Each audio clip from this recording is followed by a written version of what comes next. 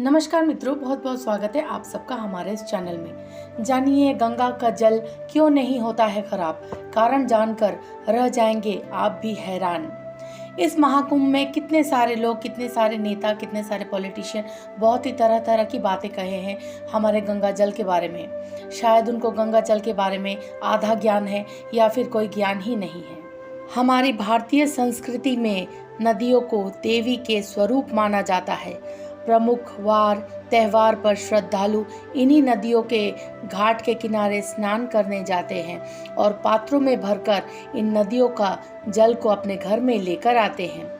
इस जल का उपयोग घर की शुद्धिकरण, चरणामृत में मिलाने के लिए, पूजा या अनुष्ठान करने जैसे कई धार्मिक कार्यों के लिए किया जाता है। लगभग हर हिंदू परिवार में आपको एक कलश ऐसा मिलेगा जिसमें गंगा जल जरूर होगा। भारत में लोग गंगा जल को सबसे ज़्यादा पवित्र मानते हैं और बताते हैं कि इसका पानी कभी भी खराब नहीं होता।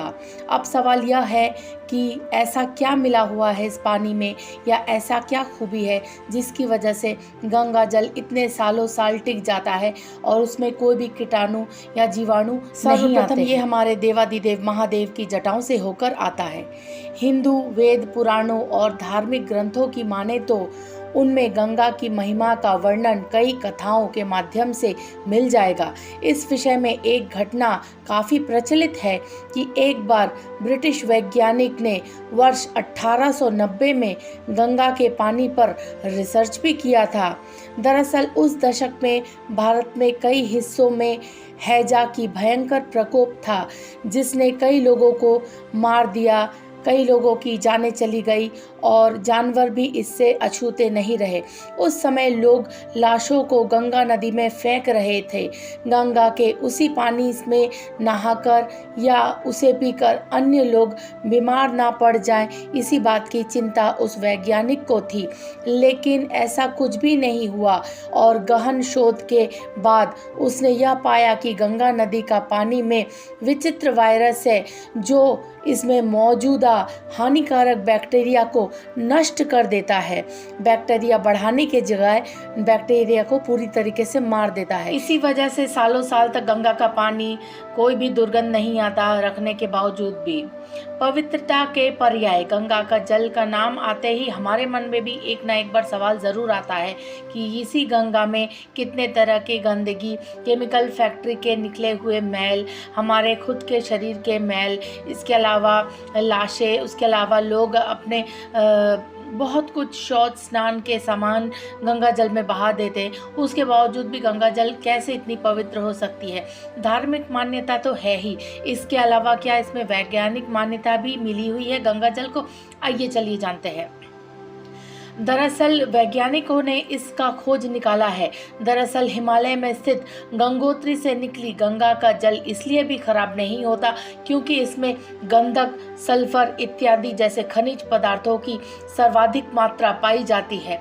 राष्ट्रीय जल विज्ञान संस्थान रुड़की के वैज्ञानिकों का कहना है कि गंगा नदी जब हिमालय पर्वत से नीचे उतर रहा है तब वो बहुत सारी अच्छी अच्छी जड़ी बूटियों को स्पर्श करते हुए नीचे उतर रहा है। इसकी वजह से एक बैक्टीरिया फोस नामक एक बैक्टीरिया का उत्पादन होता है उस गंगा नदी के पानी में, जो इनमें पनपने वाले अवांछित पदार्थों को खा जाता है जिससे उसकी शुद्धता बनी रहती है। यह ऐसा बैक्टीरिया है गंगा जल में जो कि दूसरे खराब बैक्टीरिया को खा जाता है। इसी वजह से गंगा का जल हमेशा शुद्ध रहता है। गंगा नदी हिमालय से शुरू होने के बाद कानपुर, वाराणसी, प्रयागराज जैसे शहरों तक पहुंचती है जहां खेती बाड़ी ही नहीं बल्कि फैक्ट्री का कूड़ा कचरा और रासायनिक तत्व भी इस पानी में मिल जाते हैं।